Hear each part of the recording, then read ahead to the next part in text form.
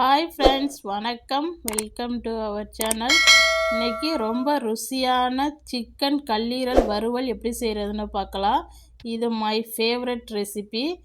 இது செய்கிறது ரொம்ப ஈஸி. இது ரொம்ப டேஸ்டியாக இருக்கும். இது நம்ம சாதம், சப்பாத்தி, தோசை, இட்லி எல்லாத்துக்குள்ளேயுமே வச்சு சாப்பிட்லாம்.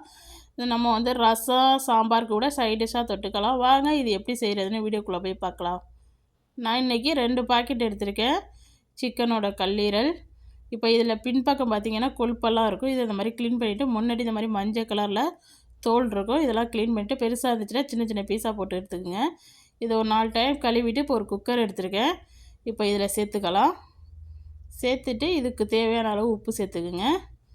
அது கூட ஒரு பிஞ்ச் அளவு மஞ்சத்தூள், 1 கப் அளவு தண்ணி சேர்த்துக்கிறேன். நல்லா வேகட்டும். இப்போ இதை மூடி நல்லா ஒரு 3 விசில் வர்ற வரைக்கும் வச்சு எடுத்துக்கலாம். இப்போ இது 3 விசில் வந்துடுச்சு. ப்ரெஷர்லாம் இறங்கிடுச்சு. ஓப்பன் பண்ணி பார்க்கலாம்.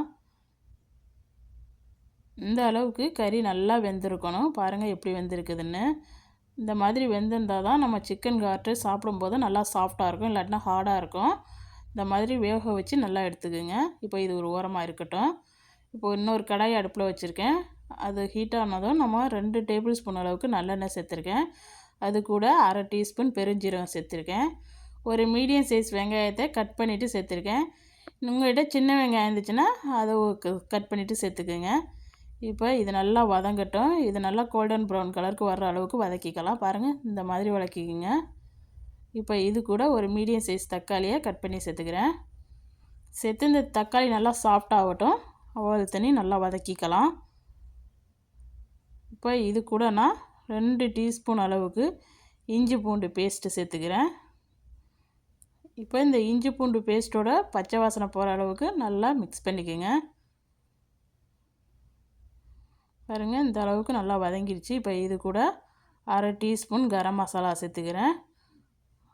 அரை டீஸ்பூன் ஜீரகத்தூள், 1/4 டீஸ்பூன் மஞ்சள்தூள், 1 டேபிள் ஸ்பூன் மிளகாய்த்தூள், அரை டேபிள் ஸ்பூன் மல்லித்தூள், அரை டீஸ்பூன் மிளகுத்தூள் சேர்த்துருக்கேன். காரம் உங்கள் காரத்துக்கு தகுந்த மாதிரி கூட குறைச்சி சேர்த்துக்குங்க.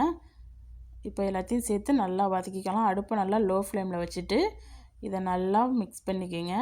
இதில் இருக்க பச்சை வாசனை போகிற அளவுக்கு நம்ம இதை கொஞ்சம் நேரம் வதக்கிக்கலாம். இப்போ இதுக்கு தேவையான அளவுக்கு கொஞ்சமாக உப்பு சேர்த்துக்கலாம். இந்த மசாலாவுக்கு தேவையான அளவுக்கு உப்பு சேர்த்து இதையும் சேர்த்து நல்லா வதக்கிங்க. பாருங்கள், இந்த அளவுக்கு வதங்கிடுச்சு. இப்போ நம்ம சிக்கனோட கல்லீரல் அவிச்ச தண்ணியை வடிகட்டி இதில் சேர்த்துக்குங்க. அந்த தண்ணியை சேர்த்து நல்லா மிக்ஸ் பண்ணிக்கலாம். இப்போ இதுக்கு தேவையான அளவுக்கு உப்பு சேர்த்துக்குங்க. இப்போ இதை நல்லா மிக்ஸ் பண்ணிவிட்டு இதை மூடி போட்டு நல்லா கொதிக்க வச்சுக்கலாம். இதில் உள்ள பச்சை வாசனையெல்லாம் போய் இந்த எண்ணெய் பிரிஞ்சு வரணும். அவ்வளோ நேரம் இதை கொதிக்க வச்சுக்கலாம். பாருங்கள், நல்லா எண்ணெய் பிரிஞ்சு வந்திருக்கு. இதில் உள்ள பச்சை வாசனையெல்லாம் போயிடுச்சு. இப்போ இது கூட நம்ம அவிச்சு வச்சுருக்க சிக்கனோட கல்லீரலை சேர்த்துக்கலாம். நல்லா மிக்ஸ் பண்ணிக்கோங்க. இந்த மசாலாலாம் இந்த சிக்கனோட கல்லீரலில் ஏறுற மாதிரி நல்லா மிக்ஸ் பண்ணிக்கலாம். இப்போ இதை ஒரு 5 நிமிஷம் மூடி போட்டு வேக வச்சுக்கலாம்.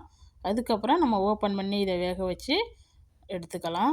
இப்போ கொஞ்சம் மூடி போட்டு விடுவோம். இப்போ மூடியை ஓப்பன் பண்ணி விட்டேன். இந்த மாதிரி ஓப்பன் பண்ணி வச்சா தான் நல்லா நம்மளுக்கு சுண்டி வரும். பாருங்கள், நல்லா சுண்டிடுச்சு.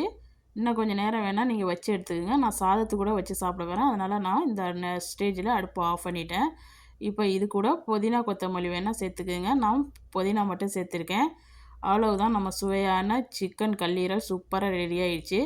ரொம்ப சாஃப்டாக இருக்கும், ரொம்ப டேஸ்டியாக இருக்கும். கண்டிப்பாக நீங்களும் உங்கள் வீட்டில் ட்ரை பண்ணி பார்த்துட்டு எப்படி வந்துச்சுன்னு கமெண்டில் சொல்லுங்கள். இந்த வீடியோ பிடிச்சிருந்துச்சுன்னா இந்த வீடியோவுக்கு லைக் கொடுங்க. மறக்காமல் என் சேனலை சப்ஸ்கிரைப் பண்ணி வச்சுக்கோங்க. இந்த வீடியோ பார்த்த அனைவருக்கும் நன்றி.